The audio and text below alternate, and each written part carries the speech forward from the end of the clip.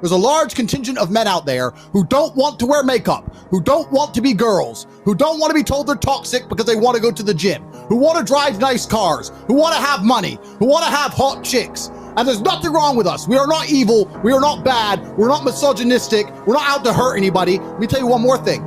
When bad things happen, they call men like us, the feminists who hate us and call us toxic, the second they have trouble, they'll call a police officer. Do you think they want a feminist male to turn up or a man like me and you? They need us and they use us. But the second we have an opinion, the second I decide to voice and talk about the things that we talk about, explain our points of view, they want to cancel us. They don't want us to speak. They just want us to defend them, build the railroads, build the roads, be the workhorses, be the slaves, and they think we're not allowed a point of view. Well, they made a fucking mistake. It's a cheat code. It's a cheat code to climb the mountain. So when I get a message from whoever and he goes, my wife left me, I'm devastated. I say, I understand. I completely understand how hard it can be to lose a woman that you've given your entire life to. And you've done so many nice things. And then because of one thing you did, her innate and absolutely insane level of ungratefulness has turned her bitter, and she now talks to you like she hates you over one thing you've done after thousands of efforts showing how dedicated you are to her. And even now that you're prepared to die for her, she doesn't give a shit about you. I understand that pain, but my answer is good. It's still good.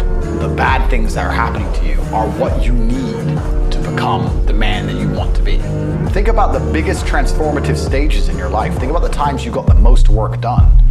It was a bad part of your life.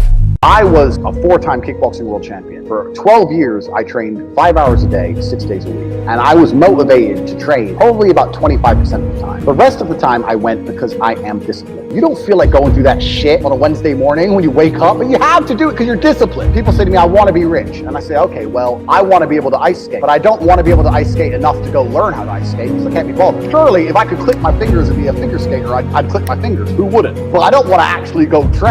I don't want it enough. And this is the exact point with money. Everyone wants money put on their lap. If you truly wanted money, you wouldn't be able to sleep until you fucking had it. You're going to have to work when you don't feel like working. That's how it's going to have to be. The number one thing that you can do as a man is just to get your life in order. Just be the strongest, most honorable, best version of yourself. Don't be a bad person. Be a good person. Tell the truth. Be honorable. Protect the people that you care about. Be polite to everybody. Make as much money as you can. Go to the gym. Get in good shape. Find other guys who are on the same mission as you. That's what you need to do. And by doing that in and of itself, you're automatically going to be a beacon of resistance. Even if you don't do anything or say anything, just being a person who has his life in order, who's not struggling within his own mind, who's not depressed, who's not sad, who has other people on the same mission, same path as him, that's going to make you a beacon of resistance. People often say to me, Andrew, you have all this money. What's the most expensive thing you've got?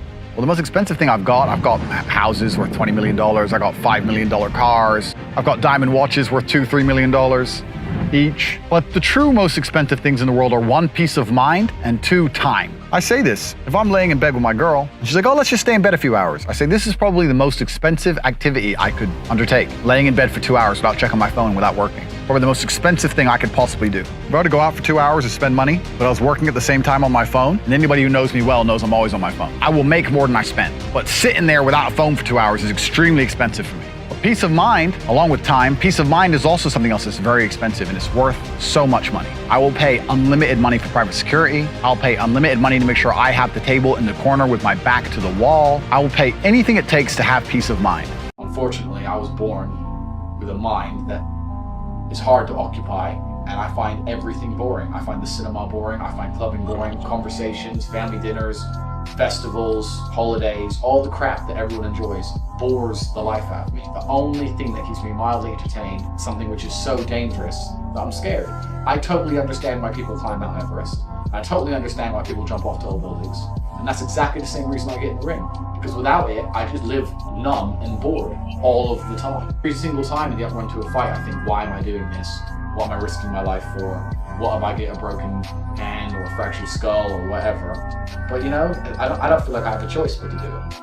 It's just who I am.